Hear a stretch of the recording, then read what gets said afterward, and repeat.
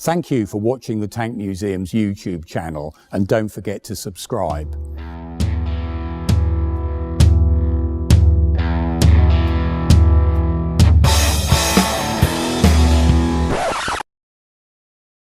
Hello, I'm James Holland. I'm here at the Tank Museum in Bovington, and specifically in the fabulous new Second World War exhibition. It's an amazing place, but the reason I'm specifically here today is to tell you my worst 5 tanks of the Second World War. Now, this has been a tricky one, and I thought I'd impose my own criteria, which is to look at it throughout the context of the whole war. So one for 1939-1940, another one for 1941 to 42, another one for 43, a fourth one for 1944, and a fifth one for 1945. I'm not sure you're going to agree with my selection, but personally, I think I've got it just about right. Well, this is my least worst tank in number 5 position, and in many ways I feel a bit bad about including it at all, but my theory for this is that, you know, we're looking at them kind of through stages of the war, and in 1944, I think, you know, compared to the other medium tanks, the Sherman, the Cromwell, the Churchill, I just think this is a bit inferior to those other 3, if I'm brutally honest. It's the only tank that sees action from 1939 all the way through to 1945. It's the only one that's in production the entire war. 8,500 or so built. It is pretty solid. It's reasonably reliable for a German tank. It's not as complex as some others.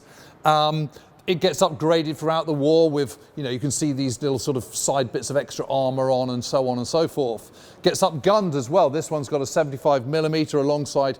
Most of them had 2 MG34s as well. So it's a good, decent tank, even by 1944 standards. It's just that the gun doesn't have a stabilising gyro like the Sherman. It's not as quick firing as a Sherman. It's not as mechanically reliable as a Sherman.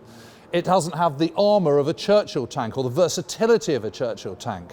It doesn't have the great speed and manoeuvrability of the Cromwell. And for that reason, of those 4 big main battle tanks, and indeed the T-34, upgraded T-34 and other Soviet medium tanks, this just doesn't quite cut it in the same way.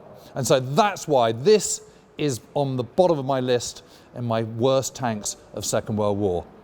Possibly a bit harsh.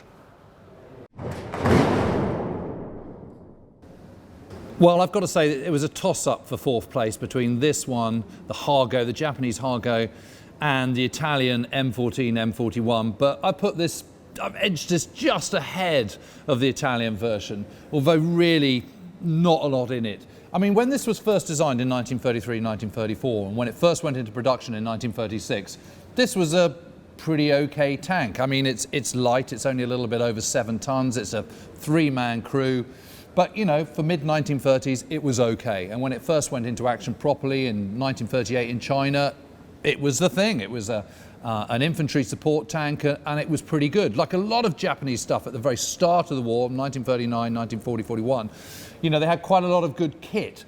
The problem is with so much Japanese equipment, and this absolutely applies to the Hargo, they kind of flatline. They don't improve. The rest of the world, Britain, the United States, the Soviet Union, even Germany is progressing with their weaponry, taking on new kind of advances and employing new technical know-how at every single turn. Not the same with the Japanese. It's the same with the legendary fighter plane, the Zero, great in 1941, even in 1942, but very quickly outclassed because it just stays the same. And this is the same for this tank. So it's got a 37mm pop gun, 2 machine guns, it's a 3-man crew. Yet again, along with a lot of these early tanks, such as the Matilda and the M1441, the commander's got to do everything. He's got to observe, he's got to load, he's got to aim, and he's got to fire. And it's just it's a totally impractical amount of work for the commander to do. And that's a problem. One of the reasons why this is really absolutely in my top 5 though is because this is still being used in 1944. Production ends in 1943. They've built about 2,300 of them, something like that. But this is still being used in 1944. And infamously at the Battle of Peleliu, where 15 of these in a counterattack across the airfield, which has been captured by the Americans, do this counterattack and get absolutely blasted to pieces. One of the things that the Americans discover is that when they fire armor-piercing rounds at it, the round just goes straight through one side and out the other, and actually doesn't stop it dead unless you hit it in the engine. But they found that with high explosive shells, these things just disintegrated. It is an absolute disgrace that the Imperial Japanese Army is still using these in 1944. And I'm sorry, for that reason alone, this goes into the kind of 1942, 1943, and even 1944 bracket. And for that, this was absolutely in no way fit for purpose. Well, the truth of the matter is that Italy at the start of the Second World War had an armed forces that was just about capable of taking Abyssinia and just about capable of occupying Libya, but it certainly wasn't capable of taking on modern First World powers such as Great Britain, despite the kind of problems that Britain had at the start of the war. All its armed forces were just really out of date. Even its navy, which was the most modern, didn't have any radar, didn't have any aircraft carriers, anything like that. The Air Force was massively out of date, and the Army was just in a woeful state. You know, top heavy, bad bureaucracy, bad administration, whole thing just disorganized, bad training, and everything, all that kind of fed into how they produced tanks. And this was developed this is the M14, 14 for the weight tons, 41 for when it comes out into operational service in 1941. And by 1941, this is just already out of date. I mean, Italian tank design takes its cue from the 1928 British Vickers tank, which of course is long gone by the start of the Second World War. This just doesn't have enough armour, only has a 47mm gun, which is just about okay in 1941. Certainly isn't by 1942. Twin machine guns here. It's a four-man crew. It's completely unremarkable. By the time it comes onto the battlefield, it's just not really fit for purpose. It's got the same problem that a lot of early war tanks have, that you've got the commander who is also the gunner, and that's just too much responsibility. There's too many things for him to do. What the commander needs to do is be looking at what's going on, observing the battlefield, making decisions, and having someone else doing the actual firing. You can't be observing the battlefield and peering through a periscope and looking down your gun at the same time. So it's a bad design. It's designed by Fiat, who were the main armaments producers of vehicles for the Italian war effort in the war. And it's not incredibly reliable. It's not particularly mechanically sound. There's really not an awful lot you can say that's good about this tank in any shape or form. Okay, so this is my number 2 worst tank of the war, and I know there's going to be a lot of people who absolutely think that's sacrilegious and outrageous, and how can this magnificent tank possibly be on the worst list? Well, you've got to remember that I'm looking at this from the point of view of where they come in the context of the war.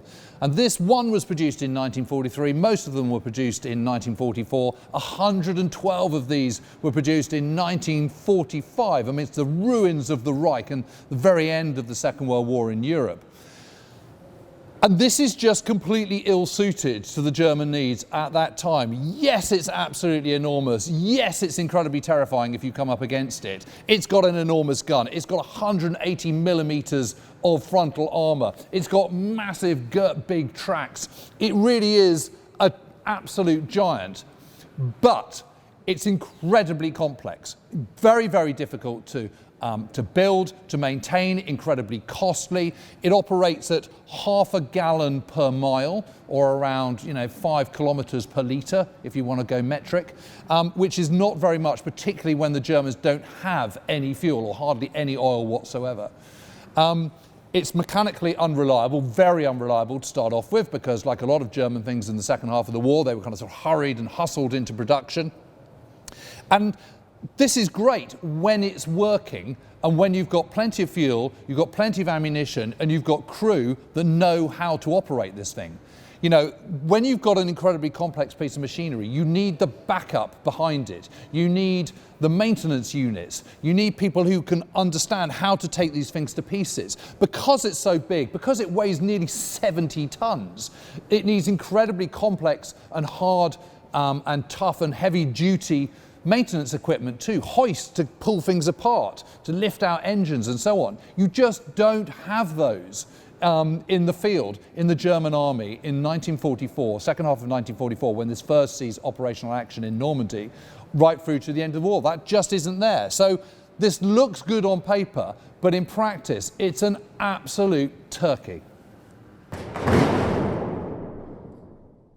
Well, I have to say, it pains me as a proud Brit to have this as my #1 worst tank of the entire Second World War. But the Matilda Mark I really is a sorry state of affairs. I mean, just look at it. I mean, there's a rule of thumb with aircraft that if it looks good, it probably is good, and if it looks like a dog, it probably is a dog. And I kind of think that theory applies to tanks as well. This just looks awful, and it was. Okay, I get the theory. Okay, it's the start of the war. You know, this is just close infantry support. You're supposed to be walking, you know, the tank is supposed to be going slowly along with the walking infantry and just offering a little bit of fire support, hence the Vickers. But really, tanks have moved on so much already by 1939 that this is a sorry excuse for example. I mean, thank goodness it's got big headlights, so that's a really big help. It's got no protection on the sides at all. 60mm of armour isn't going to do you much. Walking pace just a little bit more in terms of speed. That single Vickers machine gun, a 2-man tank as well, so the tank commander's got to be watching what's going on and firing and traversing the turret as well at the same time. He's got too many things to do, so that hasn't been properly thought through. It's just absolutely useless, and I know that it did quite good things on the 21st of May 1940 against Rommel's 7th Panzer Division, but that really is its only thing that you can say in its credit. It's an awful tank. It was stopped in 1940 in production, and for very, very good reasons. Well, I hope you've enjoyed my 5 worst tanks of the Second World War. Please do subscribe to the Tank Museum's YouTube channel and support them on Patreon. I hope you approve of my list, but if you don't, then I'm Al Murray and you can have it out with him instead. We have a fantastic selection of books, models, clothes and other gifts on the Tank Museum online shop. When you buy from our online shop, you are supporting the Tank Museum charity, and that means we can carry on caring for our collection and producing this content. If you have supported us already, thank you very much, subscribe and do keep watching.